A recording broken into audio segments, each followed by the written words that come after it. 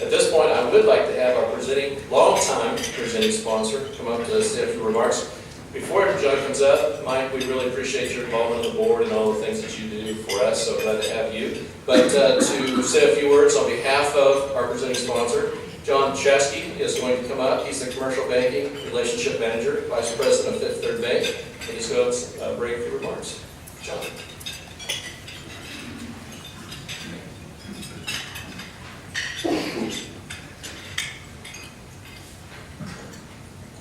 Good morning, everyone. Welcome.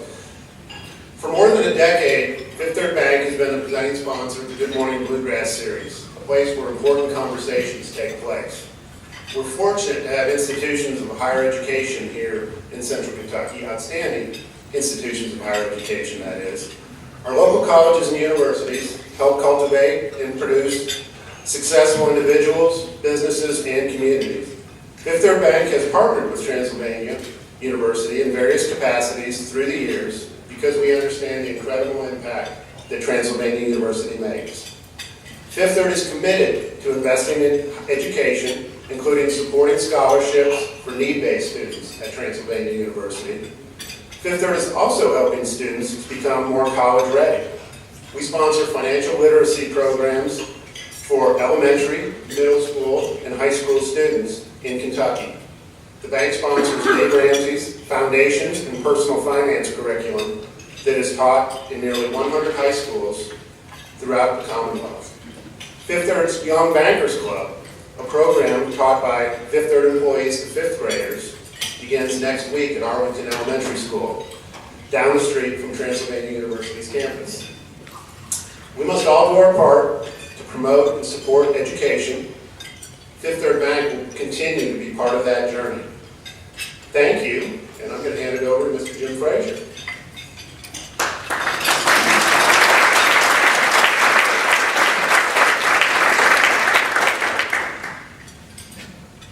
Thank you, John. I very rarely follow somebody taller than me. Okay, I have a number of things I'm supposed to do this morning, but first, I'll introduce myself. I'm Jim Frazier. I'm managing partner at the Very Law Firm. I'm a Transylvania alumni, I'm a Board of Trustee member. I'm on the search committee that found Dr. Carey and ended up being the chair of the transition committee. So Dr. Carey and I are very intimately know each other. More so than you probably would. Give some hard facts about Dr. Carey that you probably know. He is a graduate, Vassar College with a BA in Economics, MA from Philosophy from Fordham University, and MA in Philosophy from the University College of Dublin, a PhD in Philosophy at Fordham University. He's also a certified psychological counselor, which he needs when dealing with me on a daily basis. He also, before he came to us here, he was the Dean of the College of Arts and Sciences at Sacred Heart University, where they have 3,600 undergraduates and 650 graduate students. He did many, many things there over his tenure. The one that really got, I think, most interest from the trustees and from the search committee was his overseeing the development and expansion of Sacred Heart University in Dingle, Ireland. It was an expansion of an off-campus, out-of-the-country program that actually made money for the university, which piqued all of our interest. So it was a great success, and we hope he can replicate that here at Transylvania. Dr. Carey is a very busy man, but before he came to Sacred Heart, he spent time at Manhattan College, where he was dean of the Department of Philosophy. And he's also, beside all his teaching ideas and methods, he's a very busy writer. He's authored over 22 articles, numerous books on parenting, I think 2 of which are The Faithful Parent and The Whole Child. Dr. Carey believes deeply in his faith, his philosophy, and his family. And speaking of his family, let's talk about his family a bit. Noreen, who is his wife of over 22 years, came with Dr. Carey when they did we did interviews, and we invited the spouses back to have dinner with us. And she was so impressive that Chairman Young actually wanted to know if we could actually have her as the president, and then maybe James could come along and do whatever. But she's a lovely person, and they're blessed to have 3 lovely children, Katrina, Anna, and James. The latter 2 are in school here in Lexington, one at TLS and one at Sayre. And Katrina has gone on to college, which is her first year out, and she is at Smith Hobart, correct? Smith Hobart? Hobart Smith. I'm dyslexic, so I was close. So he's experiencing those freshman first-year pains that the parents go through, that we've all lived through with kids that age, and he survived it thus far. Those are the things that you probably know or should have known about Dr. Carey. I have some things that you do not know that you desperately need to know. In the era of transparency and trying to have full disclosure, I'm going to tell you a few things about Dr. Carey. First of all, Seamus is the Gaelic name for James, which I learned first day out. My name's James, his son's name's James, and so is mine. So that was our initial connection. That, and we both love very expensive Cabernet wine, and we like lots of it. So Dr. Carey and I became closely bonded early on. A number of things about Seamus, though. He was Athlete of the Year at Vassar College for basketball and nominated All-American. Big deal. And in basketball country, which now we figure out why he's here, it's really about UK, but we'll take him anyway. He was also the first American to play hurling in Ireland. That's a big deal. I did not know what hurling was. I've seen it on TV during the Olympics, but really impressive thing. He's a very great athlete. He was an outstanding high school baseball player and outstanding Irish football player all through his younger and adult years. He grew up in the Bronx, New York. He's a first-generation person to go to college in his family. Big deal. His family's in the construction business. He worked his way through school, building houses. The man has a great work ethic. He has a great faith, and he puts them both together when he comes to work at Transylvania every day. And we're very proud to have him. Some other things that you might not know, that given all of his athleticism, one would think that he's a great dancer. That is nothing further from the truth. Rumor has it that they're not sure exactly what he dances to in his favorite song, Cotton Eye Joe is playing. You wonder where I get all these things. I have friends very, very deep inside the school.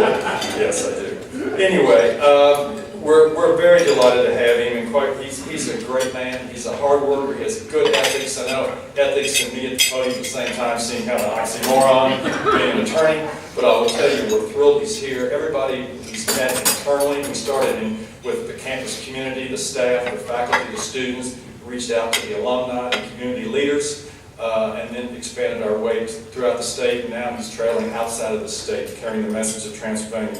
We're proud to have him here, and I am proud to call him my friend, the 26th president of Transylvania University, Dr. Seamus Carey.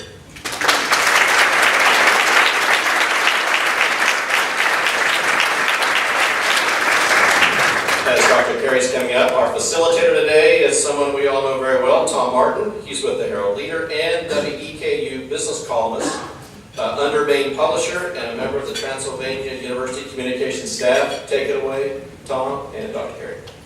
Well, good morning, everybody. It's great to see you. I see a lot of familiar faces here. I haven't seen you in a while. That's fantastic. I think we've had a really great kickoff to this morning with Billy, with your video. Some ideas for questions come from that. I kind of wish, Jim, that I'd met with you beforehand, because boy, could we come up with some humdinger questions. But Dr. Carey and I have met in recent days and talked about what we're going to discuss here, and I think you're going to find this really interesting. Let's make this as comfortable as possible. Let's make it a conversation, not only between the two of us up here, but between all of us. So as we go along, if you hear something that strikes you that you'd like to know more about, please, by all means, what do you want to do, Katie? Raise a hand. Raise a hand. Katie has a microphone there, and she'll bring it to you, and you will be heard. Hurling. What is that? It's one of two of the national sports of Ireland. Irish football is the other. They both national sports of Ireland. Apparently, it's the oldest continuous team sport in the history of the world. It goes back to the midst of Cullen, where Irish towns used to hurl against one another from town to town. And it's evolved into. I would bet if you go onto YouTube, you can catch the All-Ireland final was played. The replay was played last Saturday, and they played a replay because the first attempt was a tie. And by all accounts, the first game was the best game ever played in the street. And it's on YouTube. I went to bed last night before I fell asleep. I said, I gotta go watch that again. You can watch it live here. It's an incredibly fast, skillful, beautiful game, and it's played on a big field. It's kind of a combination between lacrosse and field hockey. Put it those games that are more familiar to you, but much faster and much more skillful and hard. Hard, like as in hard, you know, hard. So I grew up, both my parents are from Ireland. I was very fortunate to grow up in a neighborhood that was very Irish, and my parents retained all of the Irish customs that they possibly could, and one of those was hurling. And so I grew up as a kid. We'd spend our summers back in Ireland, and when I went back, I would play as much as I could. And in New York, in the Bronx, because it's such a strong Irish community, there was hurling. Players would come from Ireland, teams from Ireland play in New York. And so it was very unusual for an Irish American to play, because it is a really skillful game. And it's dangerous if you don't know what you're doing, because you can put your hand up, but guys can swing the stick at the ball at the same time. So a big part of the game is protecting yourself as well as playing the game. But because I had grown up with it as a kid, I was able to pick it up and play as an adult. And what Jim was referring to, I wasn't the first American to play in Ireland, others had done that, but I was the first to make the New York team that went back and competed in Ireland. So you can try out for this team, you get asked to try out. So I did, and I got in really good shape and practiced a lot in the gym all winter. Came out and surprised a lot of people. I said, who's this Yank playing hurling, but I made the team, and that was a really great experience. You arrived here in Lexington in midsummer. We were just about into allergy season, and as we all know, that everybody... We're still in allergy season. How were you acclimated yet?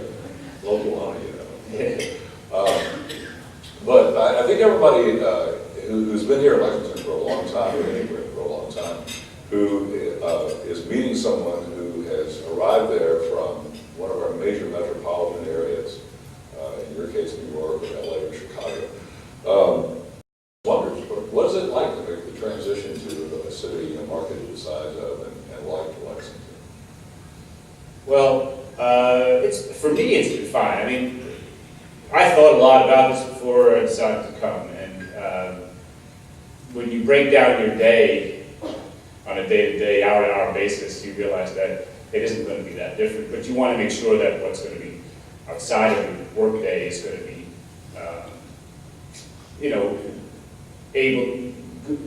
comfortable enough to make that sort of adjustment. And so in my first few weeks here, I was really busy at work, and I didn't even get outside of New Circle Road, I don't think, for the first month or so. And then Billy graciously took me to lunch, and he took the back roads over to the Thoroughbred Club, and I said, wow, this is really beautiful. And so then I realized, okay, I thought, actually that reminded me in Ireland about the rain, and just the beauty of it. So I realized that you have the best of both worlds. You've got a city with a lot of vibrancy to it, a lot of parks, the restaurants are fantastic, and Jim has been very good to bring me to almost all of them, I think. And then you also are surrounded by this incredibly beautiful landscape. I feel really, really comfortable here right now. I hope it stays that way, yeah. Great. I know that you entertained at least one very competitive offer before coming here, before choosing to interview with Transylvania. What made you decide that this was the place that you wanted to be? That Transylvania in particular was the university that you wanted to read? Well, the most important factor was the type of school Transylvania is. I really wanted to be at a liberal arts school. I wanted to be at a small school where the faculty and student interaction is intimate. So Transylvania, both of those. When I began to study Transylvania and learn more about its history, obviously it's a really compelling historical story. When you think about Transylvania, it's one of the most significant historical institutions in the country. So that was exciting. But in addition to that, Lexington. I think one of the really unique things about Transylvania is that it is a really fine liberal arts school in a really fine city. And that combination is, to me, represents an incredible potential for Transylvania. I hadn't heard of Transylvania before all of this started, and I think that's, when you see the video that Billy's group made, it's an incredible story, and it's in a great city. We need to tell that story a little better and get that story out around the country. Competitive, price-wise, competitively, we're really strong compared to other liberal arts schools that we compare to. So I wanted to give myself the best chance to be successful as well in my first presidency, and so I think Transylvania represents a great opportunity. We have a 400-pound gorilla in the room. I wouldn't give it the level of a 900-pound gorilla, because here we are. And that is the recent turmoil that Transy experienced. And you are now here. You said in the introductory article in the Herald Leader that you were looking to heal those issues. And I just wonder how you have found the situation and if you're making progress. What's going on? I think we're making progress. I mean, my sense is that the campus is in a really good space right now. You know, from the very beginning, I wasn't that worried about it because I read each individual person I met was a really good person. And I realized that situations can fall upon a place or upon a community and turn people to have to deal with a negative situation. But I realized also if you take the people that I had been meeting and focus on the right things and focus on positive things, that I had no doubt that school was going to turn and be dedicated to the things that they've been doing. I mean, when you think about Transylvania, they've been in business for 234 years. I mean, how many businesses have been in business for 234 years? Not that many. So it's got an incredible resilience to it, and that's a testament to the people that are in the community. And I would say, look, when education is such a positive thing, it resonates with the human spirit in such a deep way that if you talk about it and think about it in the right ways and work at it in the right ways, you can't but heal. And I think that that's what we're doing. So I don't spend a whole lot of time, I don't spend any time, in fact, talking about what happened. Yeah, we're talking about what we need to do. And we're doing those things. And we have incredible people working as Transylvania that I've never met more dedicated people. Okay, let's dig into that. Transylvania is a liberal arts institution. What is the role and the relevance of a liberal arts education in the 21st century? Well, I don't think the role of liberal arts education has changed much just because we're in the 21st century. I think what the liberal arts does for people is timeless in a way. I mean, the liberal arts have been around for millennia, and that's for good reason. You know, I think what we owe to our students and to the families that invest in us, not just career training. While that's really important, and we want our students, our graduates, to be employable, we offer a lot more than that, right? We want students who learn about themselves and are able to make better decisions about what career they're going to pursue. We want students who are going to contribute to the common good. You know, all of you are here because you have a deep dedication to your city, right? And a liberal arts education brings young people into the public discourse. It brings them into some common body of knowledge. And in my opinion, I think the liberal arts are more necessary today than they've ever been. If you think about all the divisiveness that's being articulated on all different media outlets, and people polarizing, and what happens is people are sort of gravitating towards people who have the same points of view as they have, right? Whereas liberal arts education forces students to get outside of themselves, to learn different points of view, to understand and interpret those points of view with much more insight. And I think we need that more than ever. And Transylvania does an excellent job at that, right? We expose our students to all different points of view. We make them read text really carefully. We make them interpret and write about text really well. And I mean, my goal is a freshman in college, right? And when I talk to prospective families, I always refer back to my own situation as a parent. What do I want from my daughter from her education? I mean, I want her to be employable for sure, but I don't have any doubt about that. She will be employable, but I don't want her to get a job and just pull a paycheck for the next 4 years. I want her life to make a difference, right? Because I know that that's going to make her a more fulfilled human being. And you only get there by exposing yourselves to things that are not comfortable, that you've got to be disoriented before you can come back to know who you really are, what you want to do. And I think that's what the liberal arts really does for us. Soon after you arrived here, right after you arrived here, you implemented possibly a connection between which we're talking about, the liberal arts experience and reality, real life that student goes out into. The new plan called 100 Doors to Success. It's a mentoring program. Can you tell us about that? Sure. Well, that I mean, that's a good example where, you know, I'm a philosopher, so I can get off on the philosophical ideas of liberal arts education, but I'm also the son of 2 Irish immigrants, so I'm very practical as well. And like I said, I'm very cognizant of the need for students to be employed when they get out of school. But I mean, if I'm employing somebody, I want somebody who's really well educated, who's thoughtful, who can communicate, and all those sorts of things. But I think schools like ours need to do both, right? So we're going to provide the sort of education that we've always been providing. But at the same time, and that was another reason why I thought Lexington is such an asset to Transylvania. So many Transylvania alumni are located in Lexington, so many of you out here in the audience, and incredibly successful alumni days. And when I was talking to several alumni, including Laura and some others, about what they're already doing, I thought we have a great opportunity here to get alumni to get involved with our students and serve as mentors, right? So if we have our alumni base meeting the first-year students when they come in as mentors, they can begin to help those students think about professional life and guide them and ask them questions and have them talk to their own network of people.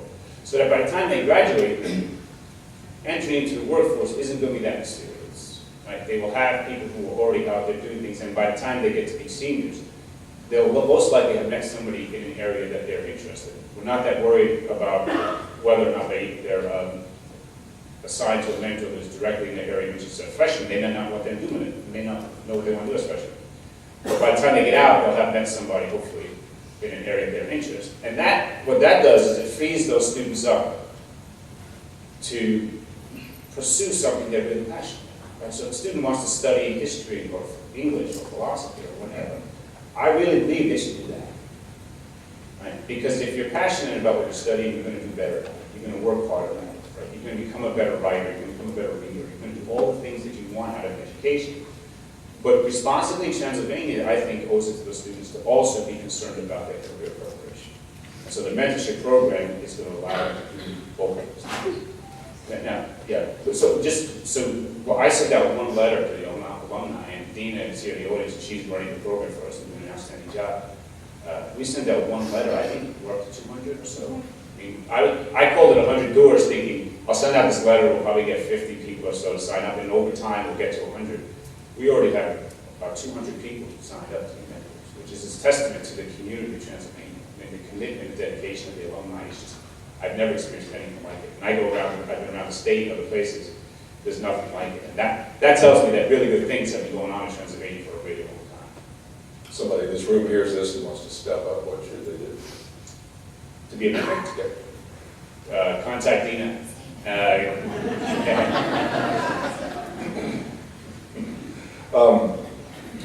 As mentioned in a recent op-ed in the Lexington Herald Leader, I think this was in the past couple of weeks, a response to columns in the New York Times by Frank Bruni and Thomas Friedman. Friedman argues that a contemporary college education must prepare students to move directly into the modern workplace, where technology and a changing society define new jobs faster than we can write the job descriptions. So true. What is your view of that expectation?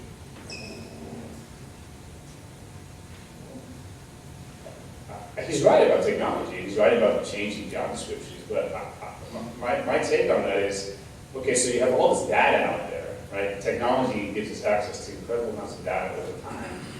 But my question is, well, what does that mean? You know, what does the data mean? How do we process that data? How do we make sense of it? And I think that's one of the challenges young people face today is the constant interaction with information and data. And one of the worries I would have is that we don't provide students the environments in which they can step back from that. I mean, one of the things I think a liberal arts education does is provide students time to be comfortable in solitude. And being alone is really important, because if you can't step back and make sense of that information and that data, it controls you. Right? And the word liberal in liberal arts is not a political term. Liberal in liberal arts literally means liberation, freedom from prejudice, blind spots, and gaining understanding, because understanding is power. And if data is just completely inundating us all the time, it controls us. Right? So Tom Friedman's right about the fact that things are changing, but what do we do with that? And that's why I think liberal arts education is more important than ever. To be able to make your way intentionally in that world requires thoughtfulness, it requires the ability to interpret data sensibly, and it requires to be able to pull out the appropriate levels of meaning from that data. Otherwise, we just become cogs. So I think, yeah, I think that's why I wrote that to Marie and Friedman. You know, I think both have important perspectives to offer, but I think they're both limited perspectives. Tom, got a question for our guest. Great. Dr. Welcome, I'm Robert Biggs. I'm also co-author of My Baby Handbook, so I wonder, after hearing your introduction as a researcher in early childhood education, what your thoughts are? I'm sorry, I didn't catch the first part of your question. I'm co-author of My Baby Handbook, which was made possible by a leadership trip with Commerce Lexington. And so I'm interested in your thoughts about early childhood education. Well, I think it's critical. We all know that you know, habits we develop over the course of our lifetimes become really difficult to change. I mean, you can take any habit, right? So you take the habit, somebody starts smoking and they get addicted to nicotine. That's a tough habit to break. Well, think about the habit, the thought habits we develop, right? We develop habits of thinking from a very early age, and we begin thinking in certain ways in response to the environments in which we are raised. And those habits are much harder to change as we get older, right? Because they're much more subtle. And we're not even aware of the habits of thinking that we're executing on a daily basis most of the time unless we are educated, right? And that's where college education seems to be so critical, because we need those environments to help us shape our orientation toward the world, right? So the values our parents give us, the values that early education give us, the ways we begin to learn early on are critical. We need those to make our way in the world. But we also know that those are limited, right? And in order to become an independent, autonomous adult who thinks for ourselves, we need to question those. And that's what college really does for us. It gives us the opportunity to question those in a safe environment, armed with the assets of the smartest people who've ever lived, right? So you develop your habits of thinking, you go through your life, and then all of a sudden, boom, you read Plato, or you read Kant, or you read one of these people who are the smartest people who've ever lived, who spent their lives thinking about human thought and human development. And then that gives you the opportunity to then take what you've learned as a developing human being, question it with these really smart people, right? And then start to carve your own way in the world.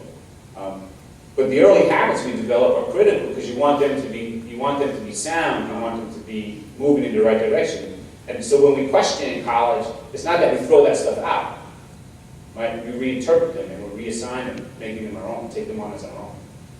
So I think early childhood development is critically important. I have a question. We often now describe how BCTC, Fayette County Public Schools, Transylvania University of Kentucky, it's the new dime of the layout here in our community. What's your relationship with each of those leaders, and what is that bigger vision you see of how you can all work together for the advancement of the Bluegrass region?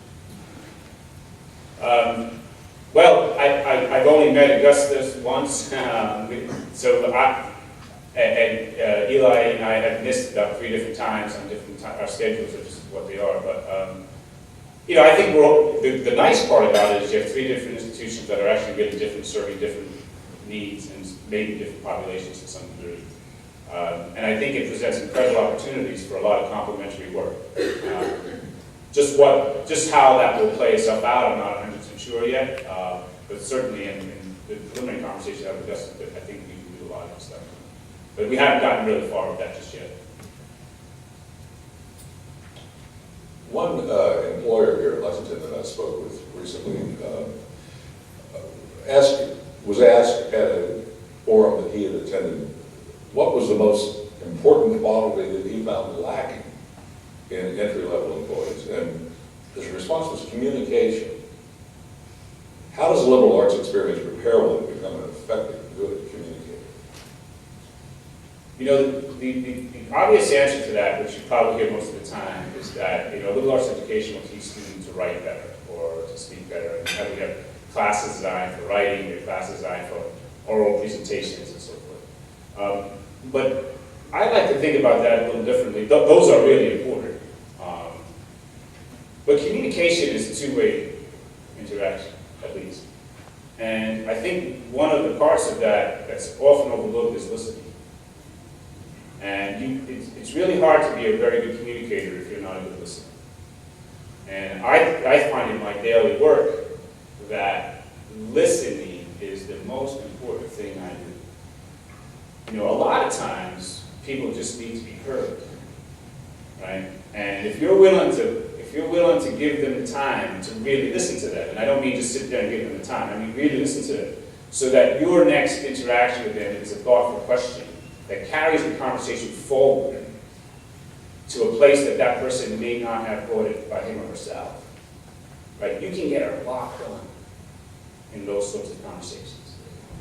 So liberal arts education ought to improve communication. It ought to improve writing skills. It ought to improve speaking skills, for sure. But it ought to improve listening skills as well. And that, one of the principal qualities or virtues that's required for that is a little bit of humility. Right? You got to be humble and let your position, your ego sit aside for a little while to let the other person say what he or she has to say.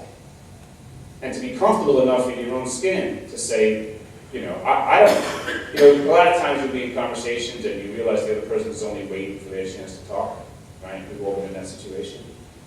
When you're in that situation, we tend not to reveal that much about ourselves, right? Because we realize the person's not really invested in that conversation.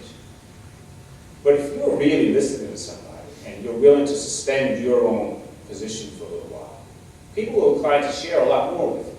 Now, as a leader of an institution, that's what I want, right? I want to hear what people have to say. Because that's where the best ideas are going to come from. And then we can begin to implement those ideas. They don't have to be my ideas, I don't care. If the institution's doing well, it doesn't matter. I'm doing well if the institution's doing well. It doesn't have to be my idea, it doesn't matter. Every time I'm out about the Unendorsed program, it's the Dean's program, right? But in reality, that program came from talking to alumni because I listened to them. And I realized that they were committed to the place. And some people were, Laura and I had dinner one night, and Laura told me what she was speaking with some students. I'm thinking, then a couple other people said the same thing in different ways. That was the kernel of a program. But if I was there just waiting to tell Laura about my stuff, I wasn't going to hear that. That's where that program comes from. So communication requires really deep listening, but really deep listening requires pretty good personal development because you got to be comfortable with yourself to allow the other person to say what they need to say. And I think that's a skill that's lacking in society, but not at Transylvania. In the video that preceded us engaging in a conversation with Billy, great video, there were two comments, Knox Van and Deborah Hensley, that kind of went to where Transy is physically located and positioned in this community. Only 3 blocks in that direction. The University of Kentucky is only a couple, 3 blocks that way. BCTC has a campus 4 blocks from here and very close to Transylvania. But Transylvania itself is really in downtown Lexington. How does that strike you? And how do you see Transylvania interacting with the community and, as Knox suggested, even perhaps on the level of public policy? Well, I mean, the location is ideal. Again, one of the reasons I came here was because I wanted to be in a liberal arts school that's a part of a really vibrant city, and I think that's what we have going for us. But I think, was Lexington at one point referred to the Athens of the West, is that correct? That's a really appealing phrase and identity. But Transylvania, I see that as being at the center of that, right? Because one of the other things I noticed when I was researching Transylvania is they get incredibly good speakers that come to campus all the time. They have incredibly good performers who come to campus all the time. And to have an environment where you can welcome the community into your campus, to have first-rate speakers and performers and so forth, is creating a really sort of vibrancy to the community in a unique sort of way. Right? That sort of intellectual dynamism that comes out of a school like that is really important to a community, it seems to me. So location in that regard is key. I have a question for you on a lighter note. Will you be going to the Taylor Swift concert with Delta Sigma Phi? I don't think I was invited.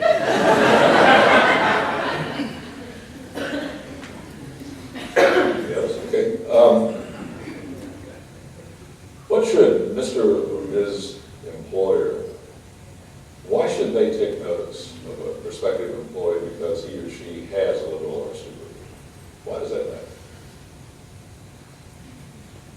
When I was teaching philosophy at Manhattan College, I would have, our department grew a lot, and meaning that a lot more students began to study philosophy. One of the reasons I think it did was a lot of our students wanted to go to med school, or they wanted to go to law school, or they wanted to do whatever they wanted to do, but they began to realize that studying a discipline like philosophy was not only beneficial to help them think clearly and think deeply and to understand things on a different level, but it was probably, when you went into an interview, what people were going to want to talk about, right? So, you know, if you study accounting, for example, right, that's a really good skill, a really good body of knowledge, a really good preparation for a great profession. Well, how are you going to distinguish yourself from all the other people who study accounting across the country at any given time? If you go in and you want to talk to your employer about, you know, accounting, well, that, you know, that'll be one type of conversation. If you come in and your CV has accounting and literature, accounting and X, you're going to have a different type of conversation. And what's that going to lead to? Right? And if I were an employer, what I would be really interested in is talking to that student about why they study that other discipline, what did they learn from it. Because it seems to me that if you want to cultivate leaders in your organization, right, you're going to want people who can think, who can interpret things in different ways, who can communicate really well, who are comfortable enough talking about other bodies of knowledge that are not the typical bodies of knowledge. Right?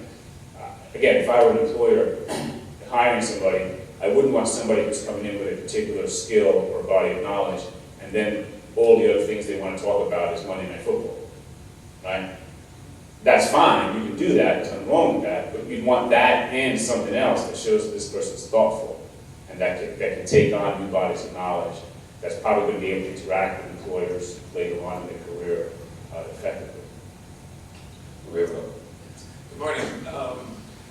With UK, there is a lot of international students and international presence. You mentioned a strong connection, of course, with Ireland, and we have our sister cities. We have 4 different sister cities. One of them is County Kildare. Another one is Shinhidaka, Japan, and there are a lot of folks here from Japan, particularly with the automotive industry, but also with equine and other industries. How do you see education in kind of more of a global direction in the future? Well, I think any sound education is going to have to expose students to as much global experience as they possibly can. So it's really important. The question schools like Transylvania need to figure out is how to do that most effectively and most efficiently. So do we go out and recruit students from around the world? If we do, where? Right? It's a big world, we need small staff, right? So that's a decision in itself. Okay, we're going to go to Japan, sister city, maybe that's a really good connection. We go right there, we've got a sister city, maybe let's start recruiting students from our sister city. The other way to do it is what Jim mentioned earlier that I've experienced is take your product around the world, right? And that's really interesting to me, right? To make Transylvania have a presence in Ireland, in Japan, in Germany, or wherever. Because when you do that, you take your students and your faculty and they become immersed in those communities. And that's an incredibly powerful learning experience for both. And so you can do it going, bringing people here, or bringing your stuff there. And I think I'd like to do both, actually. But again, we're a small school, we have small staff, relatively speaking, compared to the UK, obviously. So we have to make those decisions about where we go, or do we take our stuff, and where do we take our stuff. But it's really important, obviously. Katie, how are we on time? Okay. I have a question regarding the global aspect. So where do you see online education factoring into that, bringing transit to the world and the world to transit? That's a good question. So one of the reasons I came to Transylvania is because of the really close student-faculty interaction. Because I believe that is critical to staff education. I think online opportunities can be a really good complement to that for schools like us. Now that's not to say for everybody, but I think for Transylvania, it can be a really good complement. And there's ways of using technology. So for example, if what we did at, say, part of our study abroad campus was to offer a sort of a more robust curriculum on any given semester that students want to study abroad. If you want to go to a really neat place, so we were in Dingle Ireland, right? There's not a huge faculty you can pull from in Dingle Ireland. But there's enough to make it a really rich experience. But so that students don't fall behind, they can take 1 or 2 classes online while they're there. So they're getting the cultural experience, they're doing all the things they need to do, and they can take their 4th or 5th class online back home. Right? There's a way to complement what was really integral to what we were doing with online education. Then there's other ways. So another thing we created at Sacred Heart was an online platform called Shoe Square. That was an online public square. So that conversations could happen online, and the first year seminars didn't end when they left the classroom. Those seminars took place all the time on this platform we had created, which was really cool, really innovative.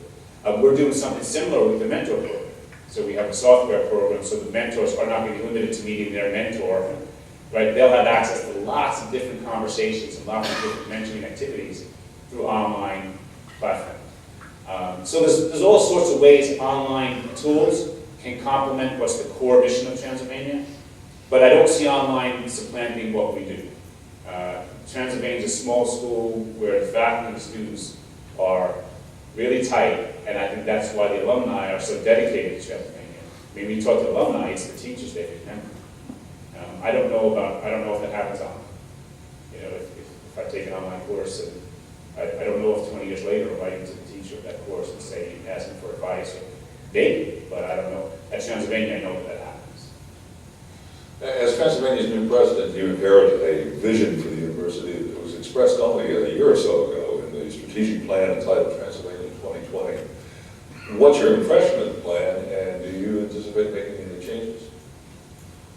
The plan is big, and we've already made changes. That's not unusual in strategic planning. You plan, and in some ways it's a wish list, but it has to be refined and it has to be prioritized.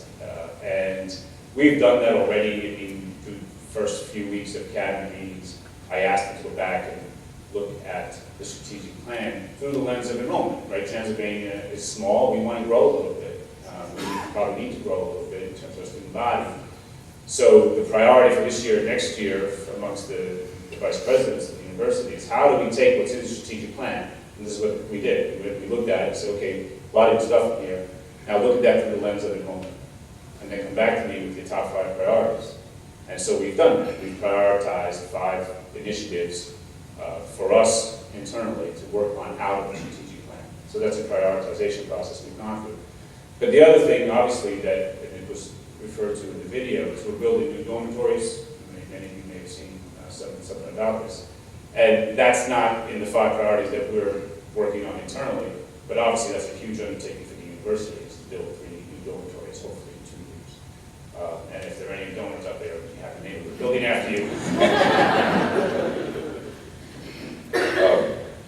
Final question. Right, Tom, put your boss on the spot in front of 100 people.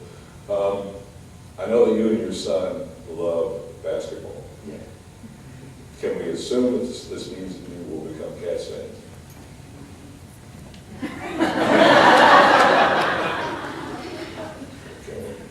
The safe answer to that is yes. I think he's already done that, so that's great. And I too can do that when Transylvania's not playing. I have to say, I was taken back when I first got here, and I get it now, so it's not this. So I get it, but when I saw Transylvania students walking around with UK shirts, I said, what's going on? I understand now. We do try, when we can, to trade. If we have a Transylvania shirt, we'll make the trade. You can have a Transylvania shirt for free if you give us the UK shirt. But I realize that's not something we're going to take on in any serious way. Okay, let's open the floor. Anybody have any questions? Thoughts? Katie's walking that way. Does that mean something? See, now, hold it. How about it? Raise your hand. Getting my exercise this morning. I think I can speak loud enough. Okay. You mentioned world education, everything else, and part of that deals with diversity. So am I correct in understanding diversity is a key role in understanding these different point of views?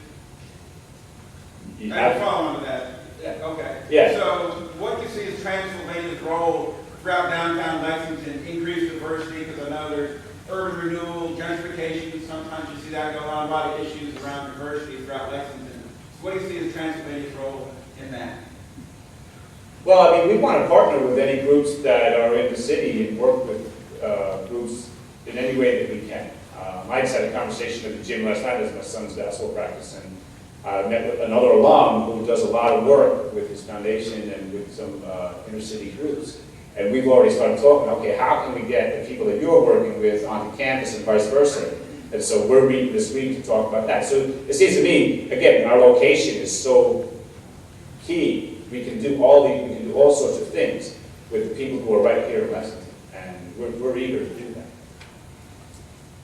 But I think, so in terms of, one of the great things, I would love to build our endowment for lots of reasons, but one reason is that when you have a really big endowment, you have the resources to make your campus more diverse and do a lot more things to people who might not be able to afford an education the way others can. Now, we already do an incredible job. We give out a lot of financial aid to Transylvania, and you'd be surprised if you calculate the net cost of Transylvania education, it's not much more than UK on average. In fact, in some instances, it's less.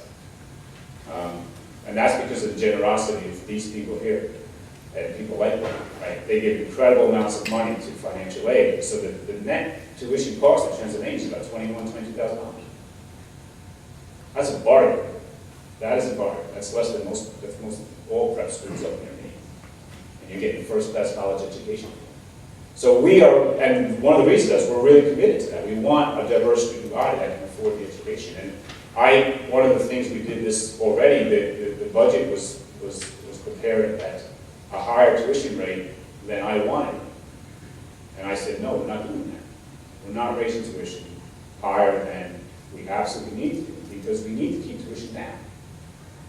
And we want to make it affordable to as many people as possible. And again, because of the donors that we have and because of our trustees, they are committed to doing that.